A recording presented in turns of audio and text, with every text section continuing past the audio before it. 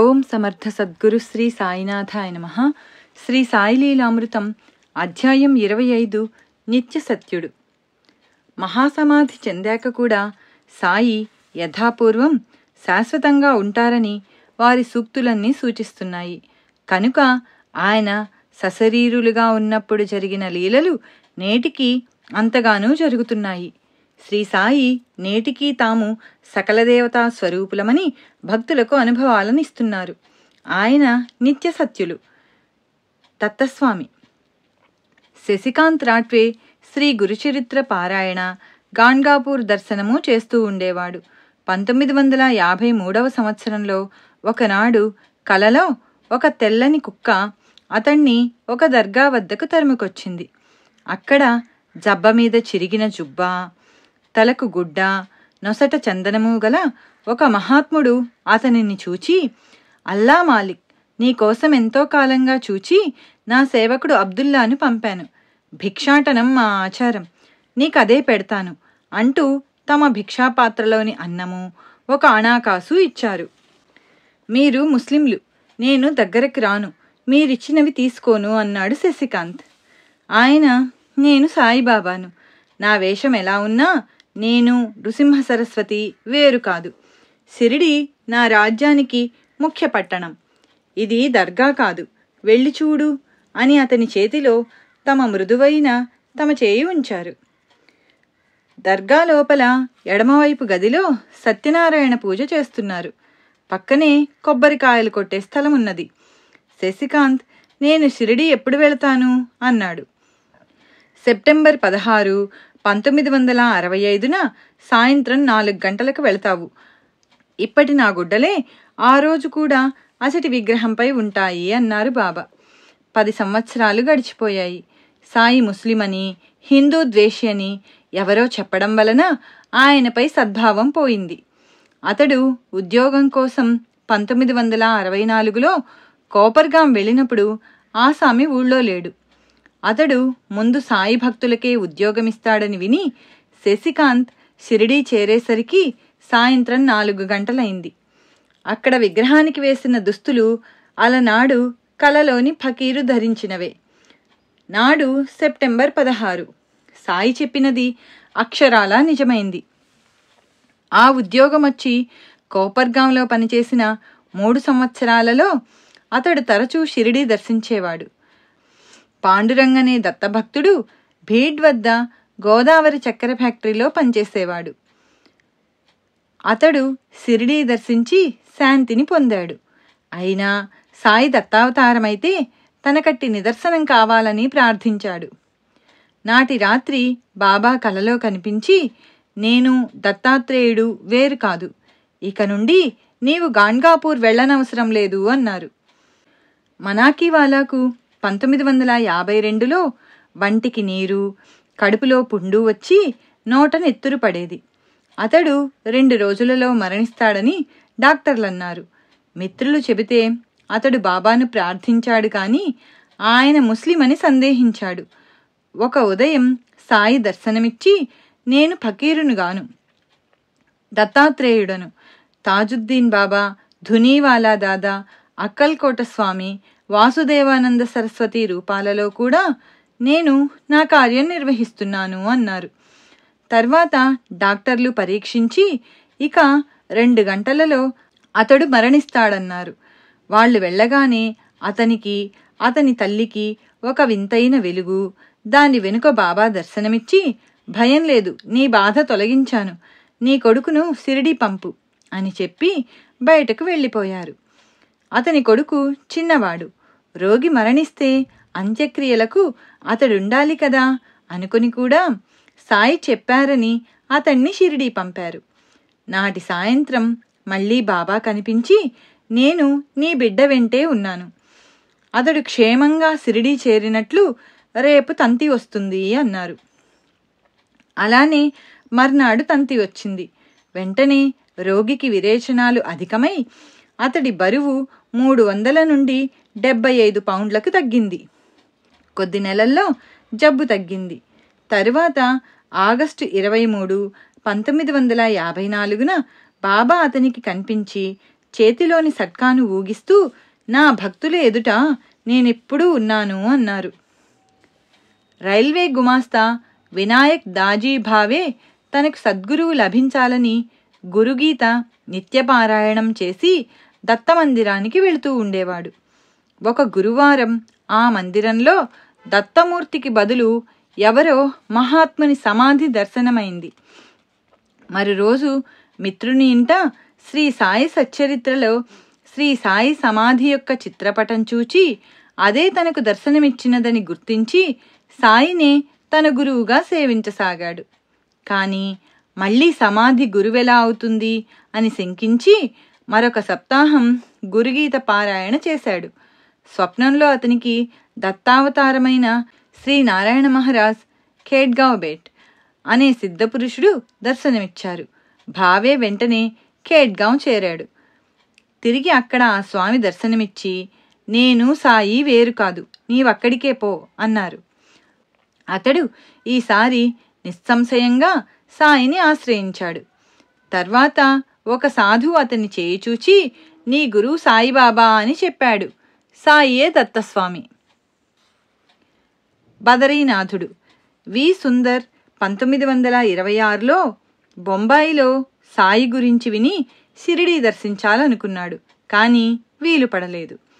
మార్చి 1948లో ఒక మిత్రునితో కలిసి బదరీనాథ్కు బయలుదేరబోతుంటే ఆ మిత్రునికి టెలిగ్రామ్ వచ్చి అకస్మాత్తుగా అతని యాత్ర నిలిచిపోయింది.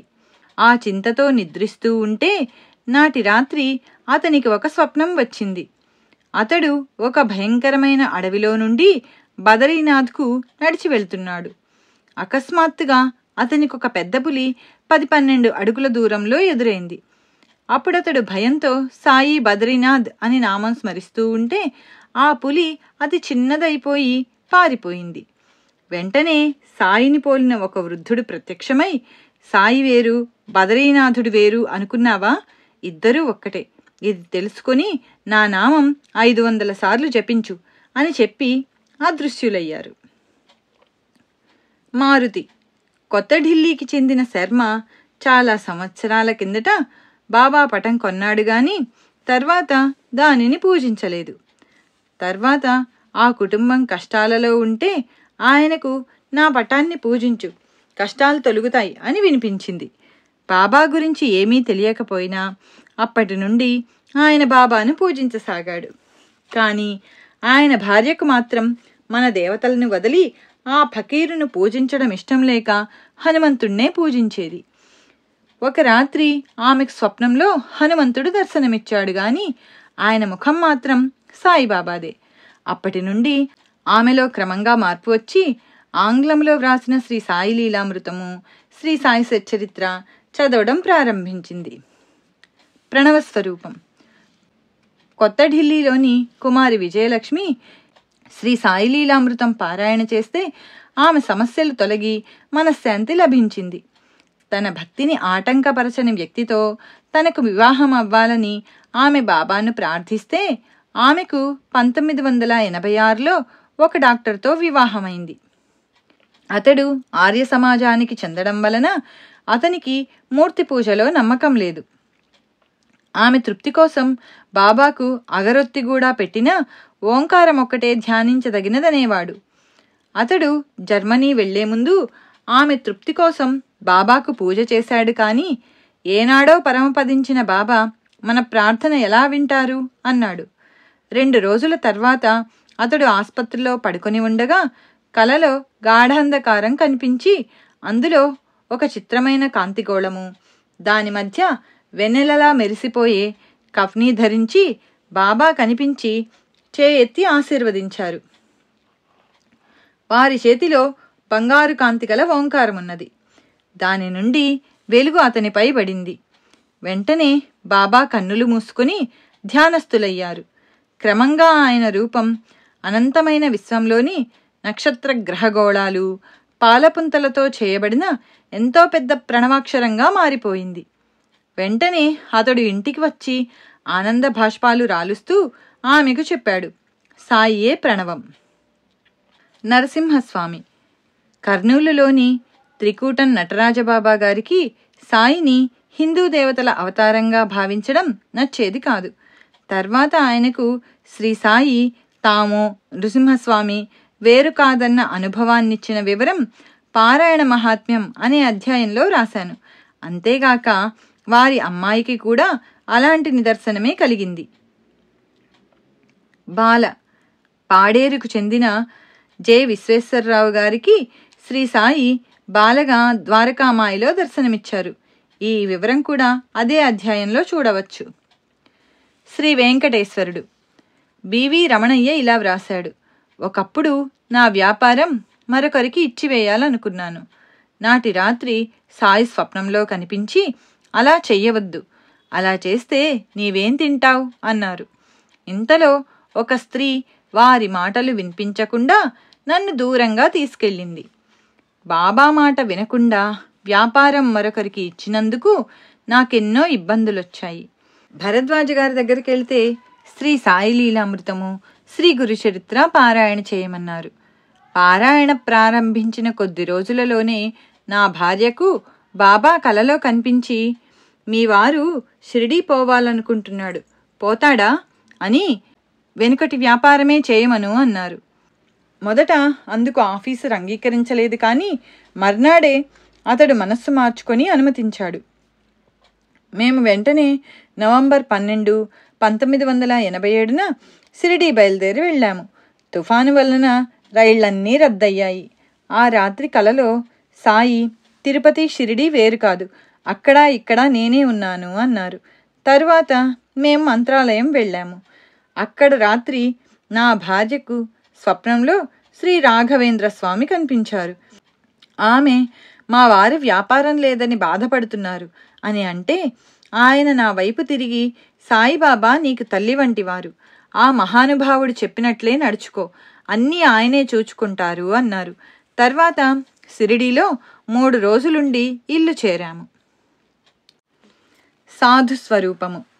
మహనీయులందరూ తమ రూపాలేనని ముముక్షువులకు సాయి ఈనాటికి నిదర్శనమిస్తున్నారు. మెహర్ బాబా చెప్పినట్లు దత్తస్వామిగా ఆయన మహాత్ములలో సామ్రాట్టు. వారిని ప్రార్థిస్తే ఏ మహాత్ముల ఆశీస్సులైనా భక్తులకు లభిస్తాయి. అహ్మద్నగర్ దగ్గర బోడేగాంలో బన్నూమాయి అను దిగంబరి అయిన ముస్లిం యోగిని ఉండేవారు. నిండు యవ్వనంలోనే ఆమె దిగంబరిగా సంచరిస్తూ ఉంటే లోకులు ఆమెను పిచ్చిదనుకునేవారు. నానా చందోర్కర్ ఒకప్పుడు బాబా అనుమతితో ఆమె దర్శనానికి వెళ్ళాడు. చాలాసేపు ఆమె కనపడలేదు. సాయిని ప్రార్థించిన కొద్దిసేపట్లో ఆమె అతని ఎదుటకు వచ్చింది. నానా ఆమెకు నమస్కరించి ఆమె పాదాలలోని ముళ్ళు తీశాడు. ఆమె వెంటనే వెళ్ళిపోయింది. ఆమె స్నానం చేసి తాను సమర్పించిన వస్త్రాలు, ఆభరణాలు ధరించి తన గుడారంలో నైవేద్యం స్వీకరించాలని నానా మరలా బాబాను ప్రార్థించాడు. కొద్దిసేపట్లో ఆమె మళ్ళీ వచ్చి అలానే చేసింది. మరుసటి ఉదయం ఆమె దర్శనం కోసం బాబాను ప్రార్థిస్తే ఆమె 3వసారి దర్శనమిచ్చింది. సాయి దయవలన అతడు ఎట్టి మనోవికారము చెందక ఆమెకు నమస్కరించి సెలవు తీసుకున్నాడు. ఇది నా అనుభవం కూడా. నేను 1967లో టైఫాయిడ్ జ్వరంతో చీరాల ఆసుపత్రిలో ఉన్నాను. ఒక గురువారం నాడు సాయి గురించి సాటి రోగులకు చెబుతూ ఉంటే ఒకరు ఆ ఊళ్ళో ఒక ఆయన ఎండా వాన లెక్క చేయక తిరుగుతూ ఉంటారని, ఆయన పిచ్చివాడో మహాత్ముడో చూడమని చెప్పాడు. అది నాకు సాయి సందేశం అనిపించింది. ఆసుపత్రి నుండి డాక్టర్ గారు వెళ్ళగానే ఒక మిత్రుడు నన్ను రిక్షాలో ఆయన దగ్గరకు తీసుకువెళ్ళాడు. ఆయన ఒక హోటల్ పెంకుల పంచలో ఉన్నారు. వారి గుడ్డలు చినిగి ఉన్నాయి. జుట్టంతా జడలు కట్టి ఉన్నది. కుడికాలు బోద. సిగరెట్ తాగుతూ మతిలేని వానిలా నిర్వికారంగా చూస్తున్నారు. నేనెన్నిసార్లు నమస్కరించినా ఆయన పట్టించుకోలేదు. కానీ వారి సన్నిధిలో నా మనస్సెంతో ప్రశాంతమైంది. ఆయన అవధూత. ఎవరి సన్నిధిలో చిత్తం శాంతిస్తుందో వారు జ్ఞానులని రమణ మహర్షి చెప్పారు. మరురోజు ఆయనను నేనొక్కడే దర్శించాను. మరలా అదే నిర్లిప్తత. సకల సాధుస్వరూపి అయిన సాయిని 100 సార్లు స్మరించేలోగా నేనడగకనే ఆయన ప్రసాదం ఇవ్వాలని బాబాను ప్రార్థించాను. సుమారు 40 సార్లు స్మరించేసరికి ఆయన నాకొక సిగరెట్టు, అగ్గిపెట్టె ఇచ్చి కాల్చమన్నారు. నాకు అలవాటు లేదనబోయాను. కానీ అది సాయి నా విశ్వాసానికి పెట్టిన పరీక్ష అని తోచి సిగరెట్టు కాల్చాను. వెంటనే మరొకటి కాల్పించారు. ఇంతలో హోటల్ సర్వర్తో నాకు ఇడ్లీ, చట్నీ, కారప్పొడి పెట్టమన్నారు. అతడు తెచ్చాడు గాని నాకు జ్వరమని తీసుకోలేదు. అతడవి స్వామి చేతికిచ్చాడు. ఆయన కొద్ది క్షణాలు దానికేసి చూసి నాకిచ్చి తినమన్నారు. అది మరొక పరీక్షను తలచి తిన్నాను. తర్వాత దోశ, ఉప్మా తినిపించి పాలు, కాఫీ తాగించారు. ఇంకొద్దిసేపట్లో డాక్టరు ఆస్పత్రికి వస్తారు కదా అనుకోగానే స్వామి నన్ను వెళ్ళి రమ్మన్నారు. నాటి నుండి నాకు జ్వరమే లేదు. ఇలానే సాయి నాకు శ్రీ పాకలపాటి గురువుగారు, శ్రీ అవధూత వెంకయ్య స్వామి అనే మహాత్ముల ఆశీస్సులు ఎలా లభింపజేశారో వారి చరిత్రలలో వ్రాశాను. నేను గృహస్థునయ్యాక 1975వ సంవత్సరంలో మొదటిసారిగా మా అమ్మగారి ఆబ్దీకం చేసుకోబోతూ ఆ రోజు ఎవరైనా మహాత్ములు భోక్తగా రావాలని ఆ ముందటి రాత్రి బాబాను ప్రార్థించాను. ఆ రోజు తెల్లవారగానే ఎవరో తలుపు తట్టారు. చూస్తే ఆయన శ్రీరామ భక్తాగ్రేసరుడు రంగన్నబాబు గారు. ఆయనతో కూడా కొందరు సాయి భక్తులొచ్చారు. నాడు వారే భోక్తలు. ఆ రోజు వారితో కూడా వెళ్ళి వాకాడులో యజ్ఞం చేస్తున్న శ్రీ సమర్థనారాయణ మహారాజ్ గారికి కూడా భిక్ష ఇచ్చాను. మా అమ్మ ధన్యురాలు. కారణం శ్రీ సాయి కృప. శ్రీ గురు చరిత్ర, శ్రీ సాయిబాబా జీవిత చరిత్రల పారాయణ, సత్సంగము చేసుకునేవారికి మహాత్ముల దర్శన ఆశీస్సులు లభిస్తాయి. చిరంజీవి విజయ్ కుమార్ ఇలా వ్రాస్తున్నాడు. మొదట నేను, నా భార్య పరాడ్సింగాలో అవధూత అనసూయమాతను దర్శించాము. ఆమె మమ్మల్ని చూస్తూనే సాయి సాయి అన్నారు. నాటి రాత్రి విద్యానగర్ మందిరానికి ఆమె ఆశీస్సులు మనస్సులోనే కోరాను. వెంటనే ఆమె మరాఠీలో కొత్త మహల్ కడుతున్నారు, అక్కడ పిల్లలు భజన చేస్తారు అన్నారు. నాకు గురుభక్తి, విశ్వాసము ఉండాలని మనసులో కోరగానే అమ్మ అవధూత అవుతాడు అన్నారు. నా భార్య మాస్టర్ బాబా పటాలున్న ఫ్రేము చూపితే అమ్మ అది తీసుకుని ఒడిలో ఉంచుకొని ఎంతకు ఇవ్వలేదు. నేను శ్రీ సాయిలీలామృతమిస్తే దాన్ని పదే పదే తిరగేసి ఫోటోలతో పాటు ఒడిలో ఉంచుకున్నారు. నాకు ధ్యానం ప్రసాదించమని మనసులో చెప్పుకోగానే నీకా చింత అవసరం లేదు అన్నారు. తర్వాత నా భుజం మీద చేయి వేసి ఊరంతా తిరిగాక తమను ఎత్తుకొని తీసుకుపోమ్మన్నారు. నేను ఆమె నిలయం చేరాక సెలవిచ్చారు. తర్వాత టాకల్ ఘాట్లో శ్రీ యుక్తుబాబా, మూర్తిజాపూర్లో శ్రీ పుండలీక మహారాజులను దర్శించి షిరిడీ చేరాము. అక్కడ అవధూత శ్రీ పోతే బాబా 3 రోజులు మా వద్ద భిక్ష తీసుకుని కాళ్ళు ఒత్తించుకున్నారు. మరొకరు వత్తబోతే అంగీకరించలేదు. తర్వాత మీరిద్దరూ నా వాళ్ళు అని మా ఇద్దరి చేతులు తమ తలపై నుంచుకున్నారు. తర్వాత శ్రీ గజానన్ మహారాజ్ కూడా విద్యానగర్ మందిరానికి మాకు ఆశీస్సులిచ్చారు. సత్సంగ సభ్యుడు చిరంజీవి శ్రీనివాసుల రెడ్డి కూడా 1979లో అనసూయామాతను దర్శించాడు. అప్పుడామె గుడ్డ కప్పుకొని నిద్రపోతున్నారు. అతడు పండ్లు ఆమె పాదాల వద్ద ఉంచి ధ్యానానికి కూర్చోగానే ఆమె లేచి ఆ పండ్లు దుప్పటిలోకి తీసుకుని నీ ఇహపరాల గురించి నీకెట్టి చింత అక్కర్లేదు అన్నారు. ఒకరోజు తమను ఎత్తుకునే అవకాశం అతనికిచ్చి తర్వాత భక్తులు ఇచ్చిన తినుబండారాలన్నీ అతని వైపే విసిరారు. అతడు ఈమె రూపంలో కూడా బాబానే ఉన్నారా అనుకోగానే దైవమే అన్ని రూపాలలోనూ ఉన్నాడు. ఒక్క క్షణం నా కేసి చూసి మరుక్షణం చూడవేమి అన్నారు. తర్వాత సుమారు 20 నిమిషాలు తదేకంగా అతని కేసి చూసి నీవు నన్ను ఏ దృష్టితో చూస్తావు? బాబానే ఇక్కడున్నారు అన్నారు అమ్మ. అశోక్ కుమార్ ఆనంద్ తన అన్నగారు బాబాను పూజిస్తుంటే చూచి బాబా భగవంతుడైతే గురునానక్ రూపంలో దర్శనమివ్వాలి అనుకున్నాడు. తర్వాత అతనికొక కల వచ్చింది. ఒక అడవిలో అతడు బాబా ఉన్నారు. అతడు తన కోరిక తెలపగానే బాబా ఏవో సైగలు చేసి అతనిని ఒక కుటీరంలోకి తీసుకువెళ్ళి కూర్చోబెట్టి వారు మరో గదిలోకి వెళ్ళి ఇక రాలేదు. అతడు ఆ గదిలోకి వెళ్ళగానే అక్కడ గురునానక్ నవ్వుతూ, నీ సందేహం తీరిందా అన్నారు. ఆ కంఠధ్వని బాబాదే. మళ్ళీ ఆయన, కొద్ది రోజుల్లో మీ ఇంట్లోని బాబా పటం కింద గురునానక్ పటం ఉంటుంది అన్నారు. తర్వాత ఒక దీపావళికి అతని అన్నగారు ఒక గురునానక్ బొమ్మను బాబా పటం కిందగా పెట్టారు. వి ఆదినారాయణ రెడ్డి అతని తల్లిని అనుసరించి శ్రీ వెంకయ్య స్వామిని సేవిస్తున్నారు. ఆయన ఇలా వ్రాశాడు: నేను శ్రీ సాయి లీలామృతం చదివినప్పటి నుండి సాయినామం స్మరించడం అలవాటైంది. వెంకయ్య స్వామి భక్తుడనైన నేను అలా చేయకూడదేమో అనుకునేవాణ్ణి. ఒకనాటి రాత్రి స్వామి నాకు కలలో కనిపించి, ఏ నామమైనా ఒకటే లేయ్యా అన్నారు.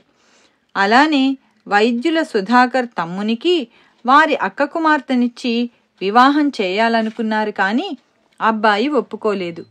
ఆ వివాహం జరిగితే శ్రీ వెంకయ్యస్వామి సమాధి వద్ద కొత్త దంపతులను నిద్ర చేయిస్తానని మొక్కుకున్నారు. మాసంలోగా అబ్బాయి అంగీకరించాడు. వివాహం అవగానే దంపతులు గొలగమూడి ఆశ్రమంలో నిద్ర చేశారు. నాటి రాత్రి అమ్మాయికి కలలో సాయి కనిపించి, నీకు పెళ్ళయింది కదా, సత్యనారాయణ వ్రతం చేయి అన్నారు. మా ఇల్లు చిన్నది, పెద్ద ఇల్లు కట్టించివ్వు, చేస్తాను అన్నదామె. బాబా ఆమెకు వెంకయ్యస్వామి భక్తులకిచ్చే దారమిచ్చి మెడలో వేసుకోమన్నారు. నిద్ర లేచేసరికి ఆమె పడక మీద దారమున్నది. శ్రీ వెంకయ్యస్వామి కూడా దత్తావతారమైన సాయి రూపమే. కేవీఎస్ సుబ్రహ్మణ్యం కేరళ తమిళ దేశాలలో పనిచేస్తున్నప్పుడు ఒక మిత్రుడు బలవంతంగా క్విలన్ వద్దనున్న ఒక స్వామి దర్శనానికి తీసుకువెళ్ళాడు. భక్తులందరూ అతడి హుండీలో ₹1 వేసి వారికి నమస్కరిస్తున్నారు. సాయి భక్తుడైన సుబ్రహ్మణ్యం గారిని చూచి, ఆ స్వామి, ఆగు, నీవు వేయవద్దు. నీవు కొలిచే సాయి బ్రహ్మచారి, మహాశక్తి స్వరూపం, సాక్షాత్తు భగవంతుడు. నీవు నా వద్దకే కాదు, ఇంకెవ్వరి వద్దకు ప్రశ్నలకు వెళ్ళొద్దు. వారి రక్షణ నీకెప్పుడూ ఉంటుంది అన్నారు. శ్రీమతి శోభాశర్మ ఇలా వ్రాశారు: ఒకసారి నాకు ప్రమాదంగా జబ్బు చేసినప్పుడు హరిహర మహారాజు అను మహాత్ముడు నాకు ఆయుర్వేద మందు, యోగాసనాలు చెప్పారు. వాటితో వారంలో కోలుకున్నాను. తర్వాత ఒకరోజు మా వారికి ధ్యానంలో బాబా కనిపించి, నా అనుగ్రహం ఆ మహాత్ముని ద్వారా మీకు ప్రకటమవుతున్నది అన్నారు. తర్వాత మా వారు హరిహర మహారాజును కలుసుకున్నప్పుడు ఆయన ప్రసంగవశాత్తు, శ్రీ సాయిబాబా ఉచ్చకోటిలోని మహాత్ములు, నేను కూడా షిరిడీ దర్శించాలనుకుంటున్నాను అన్నారు. నాకు మరోసారి ప్రమాదంగా జబ్బు చేసినప్పుడు మా వారు బాబాను ప్రార్థిస్తూ ఉండగా ఒక దృశ్యం కనిపించింది. మా గది ద్వారం దగ్గర కమండలము, జపమాల ధరించిన మహాత్ముడు నిలిచాడు. ఆయనతో ఉన్న శిష్యులు వెళ్ళిపోదామని ఆయనను తొందర చేస్తూ ఉంటే ఆయన, ఆగు, ఇక్కడొక భక్తుడు ఆపదలో ఉన్నాడు అన్నారు. 3వ రోజున హరిహర మహారాజ్ గారు స్వయంగా మా ఇంటికొచ్చి నాకు చికిత్స తెలిపారు. దానితో నా వ్యాధి త్వరలో తగ్గిపోయింది. గుంటూరులో నల్లపాడు వద్ద సాయిబాబా మందిరం నిర్మించే ముందు ఆ మందిర స్థలాన్ని మహనీయుల పాదస్పర్శతో పవిత్రం చేయదలచి ఎందరో భక్తులు శ్రీ సాయి లీలామృతం, శ్రీ గురుచరిత్ర పారాయణ చేశారు. కర్నూలు వద్ద నుండి శ్రీ అవధూత రామిరెడ్డి గారిని తీసుకురావడానికి వెళ్లారు. కానీ వారు సామాన్యంగా రారని ఎందరో ఆ భక్తులను వారించారు. కానీ ఆయన వచ్చి మందిర స్థలంలో, కుటీరంలో సుమారు 20 రోజులు ఉన్నారు. అలానే 1986లో శంకుస్థాపనకు శ్రీ రామిరెడ్డి తాతగారు, కన్యాకుమారి నుండి అవధూత మాయి అమ్మ రావాలని భక్తులు ఆ 2 గ్రంథాలు పారాయణ చేశారు. ఆ సద్గురుని అనుగ్రహం వల్ల ఆ 2 అవధూతలు అచట 2 చోట్ల శంకుస్థాపనలు చేశారు. 2 అవధూతలు ఒకే మహత్కార్యంలో కలవడం ఎంతో అరుదు. తర్వాత నేను తాతగారిని ఈ శాల ఎవరిది అని అడిగాను. ఆయన సంతోషంగా మన నాయనది కదా, సాయిబాబాది కదా అన్నారు. ఎంతో కాలంగా నిరంతరం శ్రీ సాయి గురించి వ్రాయడము, చదవడము, చెప్పడము, ఇలా సాయిని స్మరిస్తుండడం వల్ల కాబోలు మొదట రామిరెడ్డి తాత గుంటూరు వచ్చినప్పుడు ఒంగోలులో మనింటికి వచ్చి కొద్ది గంటలు ఉండి మాతో కలిసి గొలగమూడికి వచ్చారు.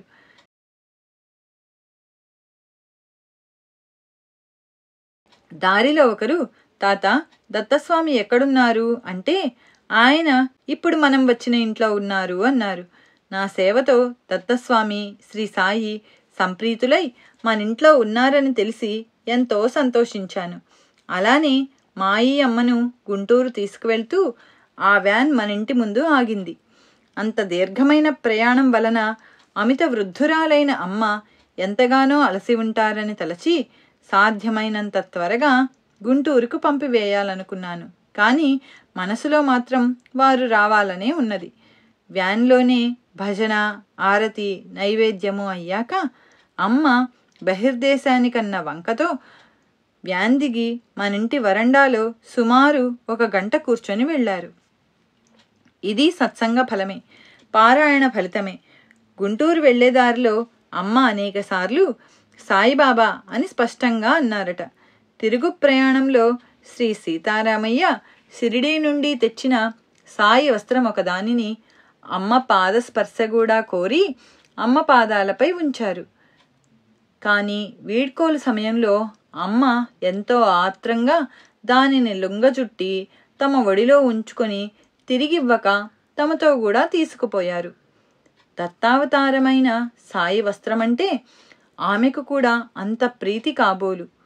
గుంటూరులో కూడా ఒక రాత్రి అమ్మ ఎక్కడా విశ్రమించడానికి అంగీకరించక శ్రద్ధగా చరిత్ర పారాయణ చేసుకునే ఒక భక్తుడింట తమకై తామే రాత్రంతా విశ్రమించారు. అది పారాయణ సత్సంగాల మహిమ.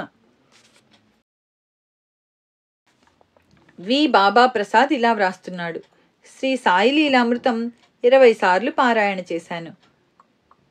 బాబా 2-3 సార్లు స్వప్న దర్శనమిచ్చి మా సమస్యలెన్నో తీర్చారు.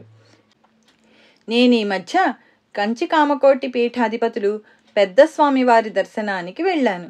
ఆ రోజు వారిని దూరం నుండి కూడా చూడలేమనిపించేంత జనం వచ్చారు. నేను కొద్దిసార్లు సాయినామం స్మరించగానే స్వామి లేచి మేమున్న చోటికొచ్చి ఆశీర్వదించి వెంటనే వెళ్ళి యథాస్థానంలో కూర్చున్నారు. చిరంజీవి కెవి రంగారావు ఇలా వ్రాశాడు. ఒక ఆదివారం శ్రీ అవధూత రామిరెడ్డి గారి దర్శనానికి వెళ్ళాను. వారింటి వద్ద లేరు. 10 రోజులుగా భక్తులకు వారి దర్శనం లభించలేదట. నేను సాయిని ప్రార్థిస్తూ ఉంటే వారొకసారి వచ్చి కోపంగా మాట్లాడి వెళ్ళిపోయారు. కొద్దిసేపట్లో మళ్ళీ వచ్చి నమస్కరించగానే వెళ్ళిపోయారు. ఈసారి వారు సామాన్యంగా కూర్చునే చోట అగరవత్తులు, నైవేద్యము ఉంచి సాయిపై పాటలు పాడుకుంటున్నాను. ఈసారి ఆయన వచ్చి నే పెట్టిన నైవేద్యం పక్కనే కూర్చొని నాకు ప్రసాదము, ఆశీస్సులు ఇచ్చి నాకేసి చూచి నా జీవితంలో మరువలేని రీతిన అలౌకికమైన నవ్వు నవ్వారు. నా శ్రీ సాయిలీలామృతం పారాయణ వల్లనే నాకీ మహనీయుని దర్శనం లభించింది. సి దయాళ్ శరణ్ ఇలా వ్రాశారు. మేము పారాయణ మొదలుపెట్టినప్పటి నుండి మహనీయులు మా ఇంటికి రావడం జరుగుతున్నది. కర్నూల్లో శ్రీ ఖాన్ సాహెబ్ అనే మహనీయులు ఎప్పుడూ ధ్యానంలో ఉంటూ ఎవరితో పలకకుండా పిచ్చివాన్లా తిరుగుతూ భక్తులను తరిమేస్తూ ఉండేవారు. వారిని తరచుగా దర్శిస్తూ వారు మా ఇంటికి వస్తే బాగుండుననుకునేవాణ్ణి. కానీ పిలిచే ధైర్యం లేదు. అక్టోబర్ 18, 1984 సాయంత్రం 4 గంటలకు నేను నమస్కరించగానే వారు మంచినీళ్లు, తర్వాత బిర్యానీ కావాలన్నారు. అవి తెప్పించే లోపలే వారు నా చేయూతతో లేచి ఒక రిక్షాలో కూర్చుని నన్ను పక్కనే కూర్చోమన్నారు. వారి దగ్గరికి వెళ్లడమే భయం. పక్కనే కూర్చోడానికి మరీ భయం. ఒక పక్కగా ఒదిగి కూర్చొని రిక్షాను మా ఇంటికి పోనీయమన్నాను. ఇల్లు చేరగానే ఇంట్లో సత్సంగంలోని భక్తులందరూ బయటికి వచ్చి వారి దర్శనం చేసుకున్నారు. స్వామి బిర్యానీ ఉన్నదా అన్నారు. నేను మాంసం ఉన్నదని చెప్పి మా ఇంట్లో తయారైన చపాతీలు, తెప్పించిన ఆ మాంసాహార పొట్లము తీసుకున్నాను. వెంటనే ఆయన మళ్ళీ నన్ను రిక్షాలో కూర్చోబెట్టుకొని బయలుదేరి లాల్ మసీదు పక్కన ఒక హోటల్లోకి వెళ్ళి నేను తెచ్చిన చపాతీలే తిన్నారు. ఈ అదృష్టం నాకు చరిత్రల పారాయణ వల్లనే కలిగింది. డి భాస్కర్ లక్ష్మి ఇలా వ్రాసింది: స్వప్నంలో బాబా దర్శనం ఆశించి శ్రీ సాయిలీల అమృతం పారాయణ చేశాను. 1984 మే 30 తెల్లవారుజామున కలలో బాబా గుడికని వెళ్ళాను. ఒక చిన్న కుటీరంలో పాలరాతి పలకపై అవధూత చివటమ్మమ్మ కూర్చొని ఉన్నారు. ఆమె బాబా అన్న భావంతో నేను నమస్కరించేసరికి నన్ను దగ్గరకు పిలిచి నా చేతిలో ఊదీ వేశారు. తాము అమ్మ వేరు కాదని, దగ్గరలో ఉన్న ఆమెను సేవించుకొమ్మని సాయి తెలిపారు. మరో రోజు అమ్మ పుణ్యతిథి కరపత్రం మాకు చేరింది. శ్రీ సాయిలీలలకు జాతి, దేశ, మత భేదాలు లేవు. మొదట నేను షిరిడీ దర్శించాక సశరీరులైన సద్గురువు కోసం అన్వేషిస్తూ 1968లో జిల్లెళ్లమూడిలో కొంతకాలం ఉన్నాను. అప్పుడు అక్కడున్న కుమారి మార్వా అనే అమెరికన్ మహిళ సాయి గురించి విని షిరిడీ దర్శించాలనుకున్నది. కానీ అకస్మాత్తుగా ఆమె తల్లికి జబ్బు చేయడం వలన ఆమె వెంటనే తన దేశానికి బయలుదేరుతూ నాతో బాబాలో శక్తి లేదు, నేను షిరిడీ చూడకుండానే వెళ్ళిపోతున్నాను అన్నది. కానీ బొంబాయిలో తుఫాను వలన విమానాల రాకపోకలు 48 గంటలు ఆగిపోయాయి. అప్పుడామె టాక్సీలో షిరిడీ చేరింది. నాడు విజయదశమి. బాబా మహాసమాధి స్వర్ణోత్సవం వైభవంగా జరుగుతున్నది. ఆమె సాయిని దర్శించి అమెరికా చేరి ఇలా వ్రాసింది: బాబా నాకు డిసెంబర్ 1, 1970న కలలో కనిపించారు. నాటి నుండి రోజూ నాకు క్రీస్తు గురించి బోధిస్తున్నారు. ఎంత అద్భుతమో! ఇప్పటి నుండి ఆయన నాకు బాబా క్రీస్తు. ఇట్లు సోదరి మార్వా. 1951 సంవత్సరంలో ఒక రాత్రి సురాజ్బాయికి స్వప్నం వచ్చింది. ఆమె భర్త శవాన్ని శ్మశానానికి తీసుకుపోతుంటే ఆమె శోకిస్తోంది. ఇంతలో కఫ్ని, తలగుడ్డాగల ఫకీరు కనిపించి, నీ భర్త బ్రతుకుతాడు, దుఃఖించకు అన్నారు. తక్షణమే ఆమె భర్త బ్రతికాడు. ఆ రాత్రే వేరే ఊళ్ళో ఉన్న ఆమె భర్తకు జబ్బు చేసి చిత్రంగా తగ్గిపోయింది. అతనిని కాపాడినదెవరా అని ఆమె ఆశ్చర్యపడింది. తమ జైన మతంలో అలాంటి వారెవరూ లేరు. ఒక మిత్రుడు సాయిపటం చూపినప్పుడు ఆ ఫకీరు ఆయనేనని గుర్తించి సాటి మతస్థుల విమర్శలు లెక్క చేయక పూజించసాగింది. తర్వాత ఆమె షిరిడీ వెళ్ళినప్పుడు తాను కలలో చూచినది షిరిడీ అని గుర్తించింది. శ్రీమతి ఆర్ ఫెర్నాండెజ్ క్రైస్తవ మహిళ. వీరబ్బాయి ఆంథోనీకి స్నానం చేసినప్పుడల్లా జ్వరం వచ్చేది. డాక్టర్ ఎక్స్రే చూచి అతని ఊపిరితిత్తుల్లో మచ్చ ఉందని చెప్పి 15 రోజులు మందిచ్చినా తగ్గలేదు. అప్పుడామె ఆర్తితో మేరీమాతను ప్రార్థించగా ఆమెకు డాక్టర్ చౌదరి అనే హోమియో వైద్యులు గుర్తొచ్చి అబ్బాయిని ఆయనకు చూపించారు. ఆయన మొదట వైద్య నిపుణుని చేత మందిప్పించండి, తగ్గకపోతే సాయిబాబాను ప్రార్థించి నా వైద్యం ఆరంభిస్తాను అని అబ్బాయి వీపు ప్రేమతో నిమిరారు. తర్వాత అబ్బాయిని వైద్య నిపుణుని వద్దకు పంపి ఆమె బాబాను స్మరిస్తూ ఉన్నది. చికిత్స ప్రారంభించకనే ఆ రోజు నుండే అతడు స్నానం చేసి తృప్తిగా భోజనం చేసినా ఏ రోజూ జ్వరం రాలేదు. తన కుమారుని కాపాడినదెవరా అని ఆమె ఆలోచిస్తూ ఉండగా తలుపు తట్టిన చప్పుడైంది. చూస్తే నీలి కళ్ళు, తెల్లని కఫ్నీ గల ఒక ఫకీరు వాకిట్లో ఉన్నారు. ఆయన ఒక చొక్కా అడిగారు. ఇంట్లోని చొక్కాలు ఆయనకు పెద్దవవుతాయి. వాటిని సరిచేయించి ఇస్తానని చెప్పి దక్షిణ తెచ్చేసరికి ఆయన లేరు. తర్వాత వారి అబ్బాయిని చూచిన స్పెషలిస్టు ఇక అతనికి మందు అక్కర్లేదని చెప్పాడు. ఈ లీల గురించి చెబితే డాక్టర్ చౌదరి, నమ్మిన వారికి బాబా ఎన్నో దివ్యానుభవాలిస్తారు. ఒక ఏకాదశి నాడు ఒక ఫకీరు వచ్చి నా వద్ద 25 పైసలు దక్షిణ తీసుకుని వెళ్ళగానే వారు సాయిబాబాలా ఉన్నారని గుర్తొచ్చి మళ్ళీ చూడాలని ఎంత వెతికినా కనిపించలేదు అన్నారు.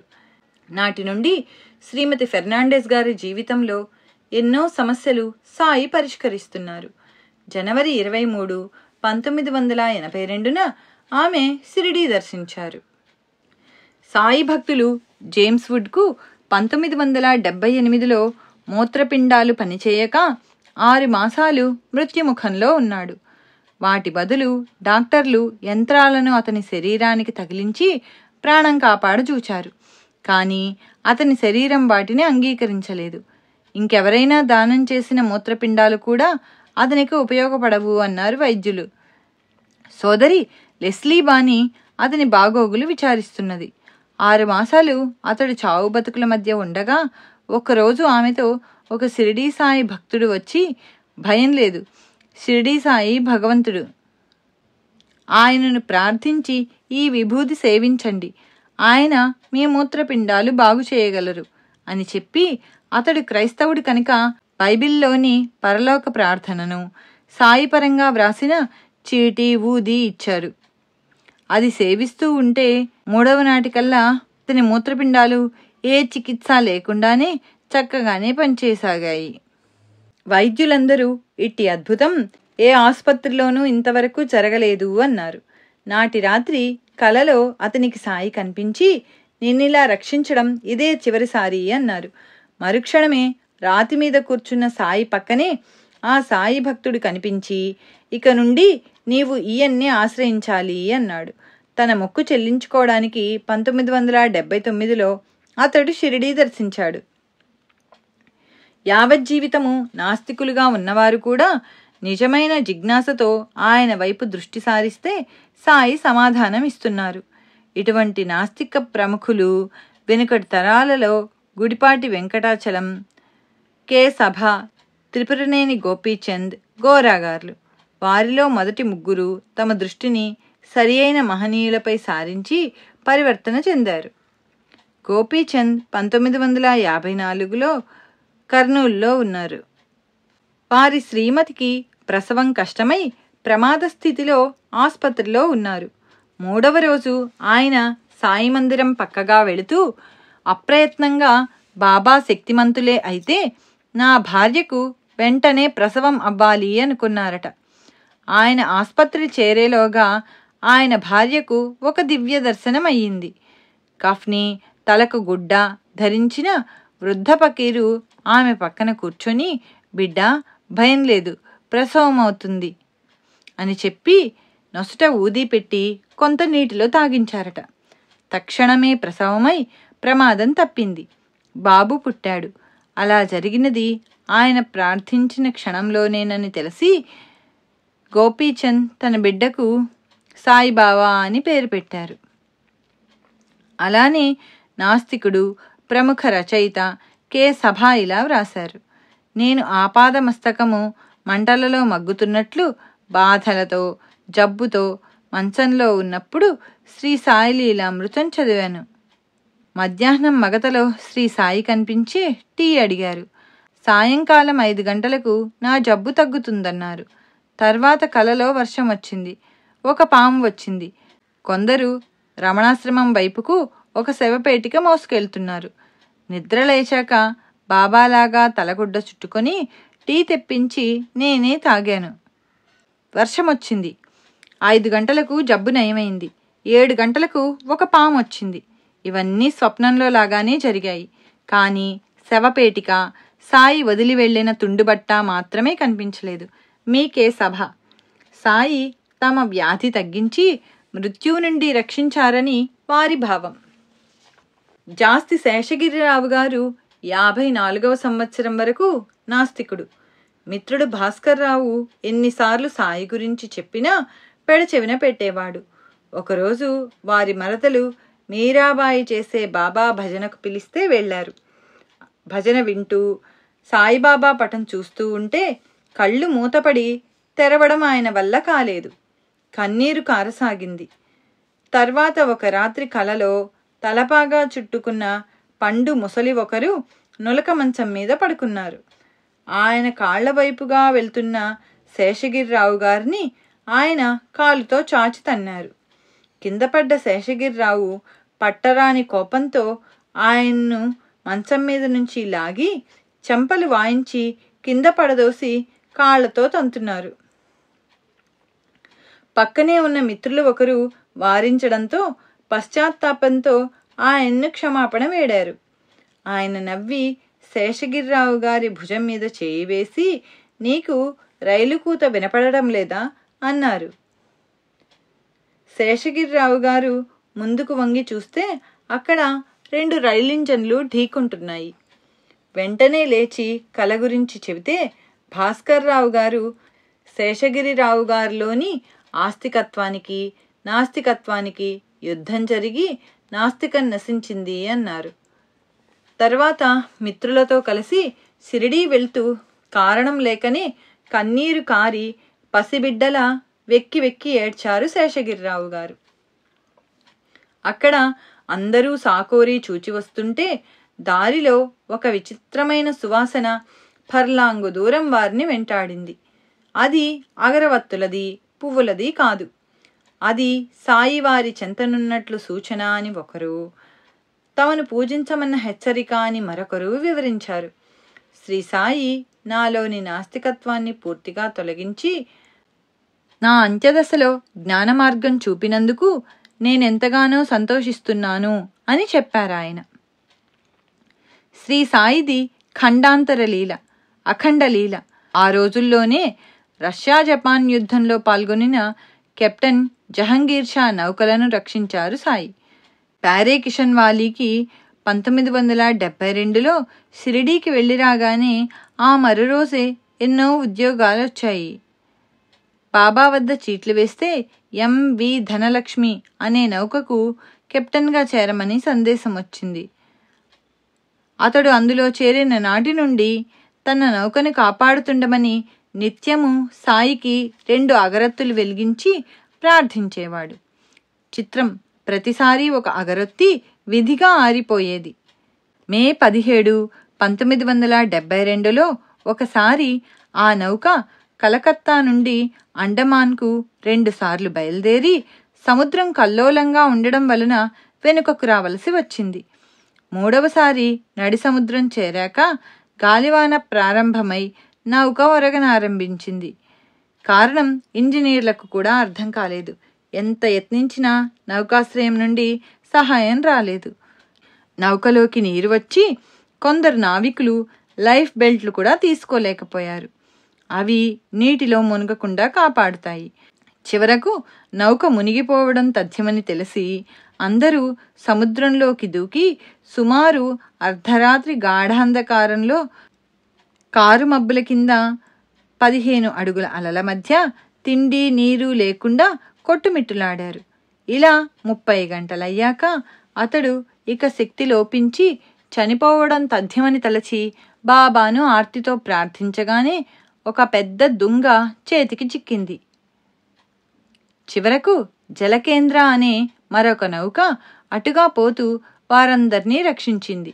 కిషన్వాలీని ఆ నౌకలోకి లాగుతున్నప్పుడు అతడు 20 అడుగుల వరకు పైకి వచ్చి 3 సార్లు నీటిలో జారి పడిపోయి స్పృహ కోల్పోయాడు. మెలకువ వచ్చేసరికి 103 డిగ్రీల జ్వరం, ఒంటి నిండా కట్లు ఉన్నాయి. త్వరలో కోలుకున్నాడు. నడి సముద్రంలో కూడా సాయికి తన భక్తుని కేక వినిపిస్తుంది. బి నరసింహం గారు మస్కట్లో విమానదళంలో పనిచేస్తున్నాడు.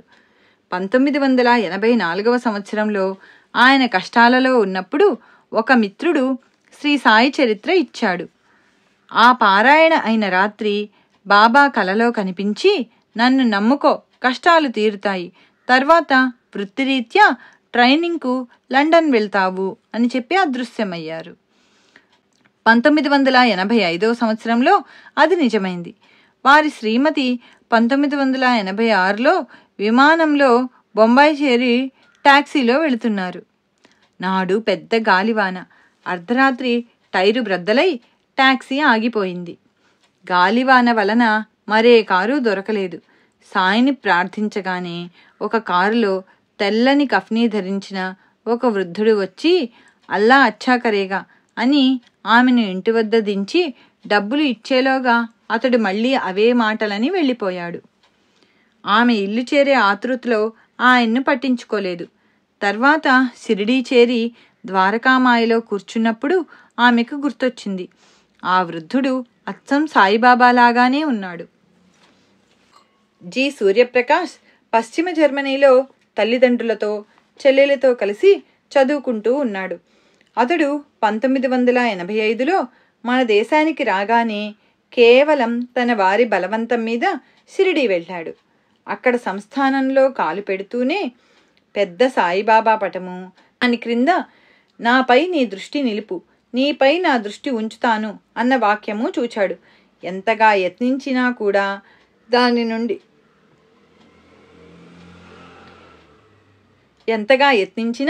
దాని నుండి దృష్టి నిగ్రహించుకోలేకపోయాడు. మందిరంలో కూడా ప్రగాఢమైన శాంతి అనుభవించాడు. పశ్చిమ జర్మనీ వెళ్ళినప్పటి నుండి అతని మనసంతా సాయిబాబా మీదే పరిగెడుతున్నది. ఒకసారి స్వప్నంలో బాబా పటం కనిపించింది. తర్వాత అతనికి గణిత శాస్త్రంలో మౌఖిక పరీక్ష జరగనున్నది. అంతకుముందు 2 సార్లు ఆ పరీక్షలో విఫలుడయ్యాడు. సామాన్యంగా 3వ అవకాశం ఇవ్వరు. అలాంటిది అతనికిచ్చారు. ఈసారి పాస్ అవ్వకపోతే అతడు కోరిన పై చదువు సాధ్యం కాదు.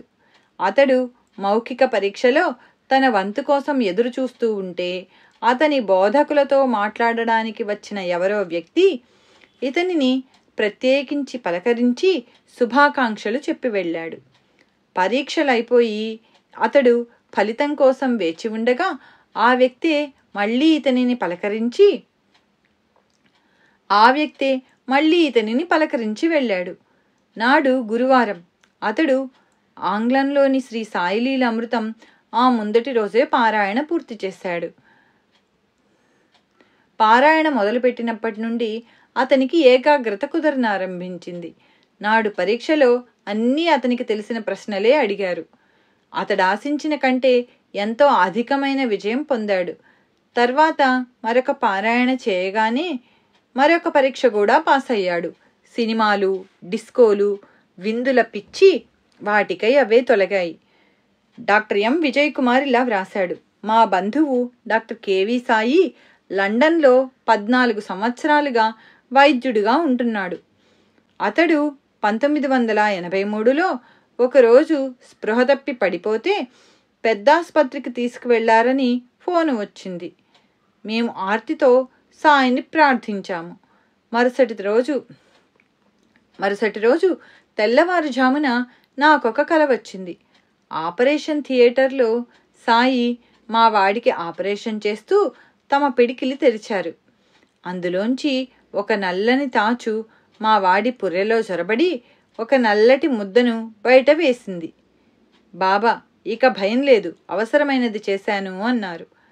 డాక్టర్ రోగి తలలో నుండి పెద్ద వ్రణం తొలగించారని 4వ రోజు మాకు వార్త వచ్చింది.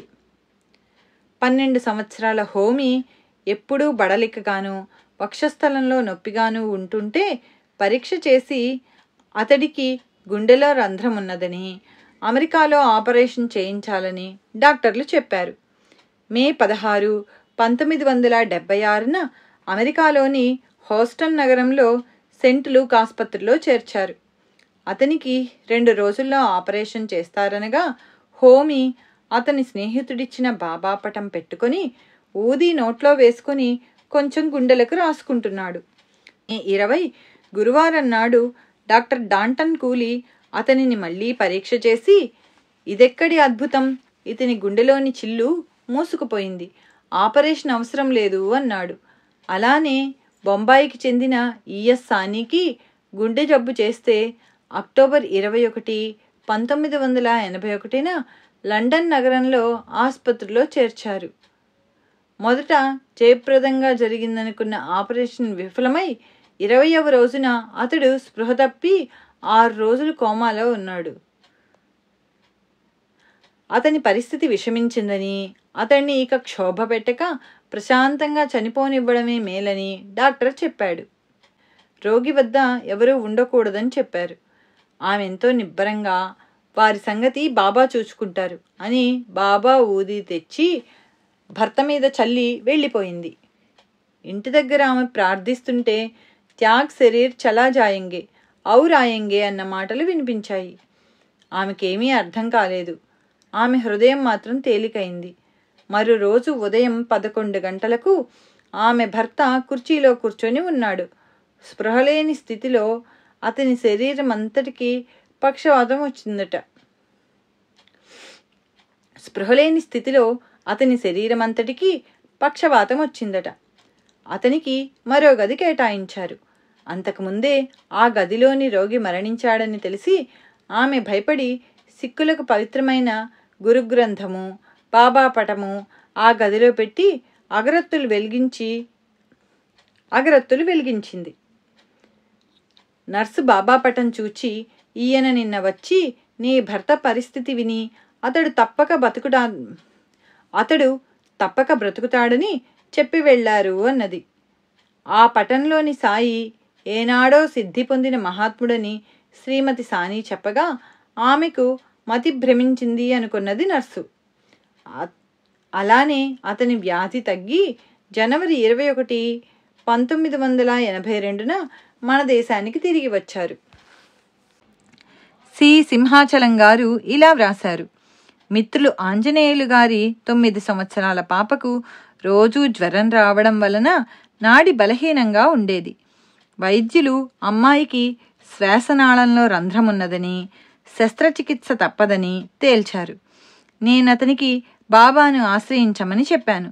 అతడు 2 రూపాయలు బాబాకు దక్షిణ పెట్టి మొక్కుకొని సిరిడి ఊది పాపకివ్వసాగాడు.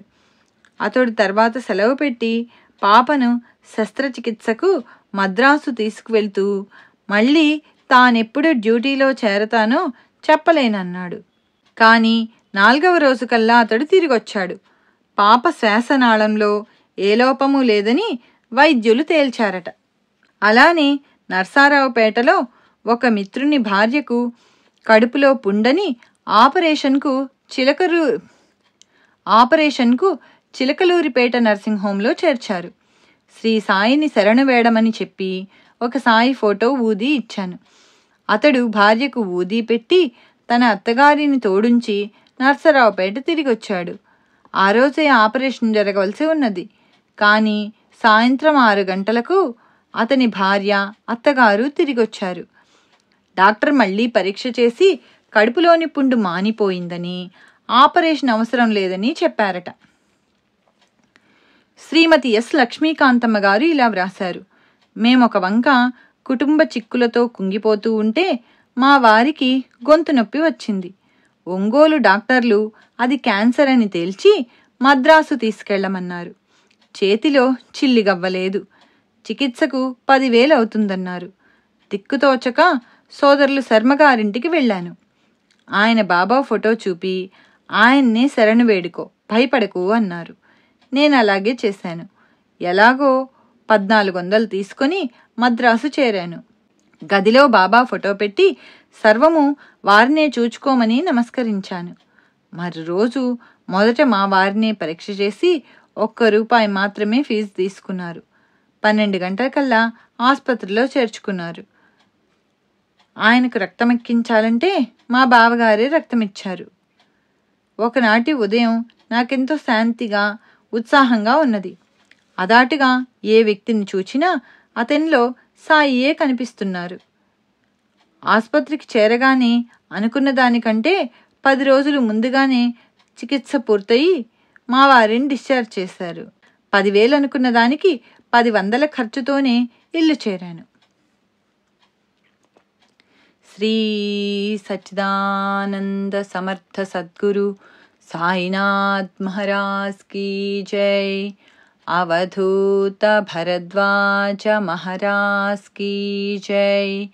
హరి ఓం గురుదేవ దత్త.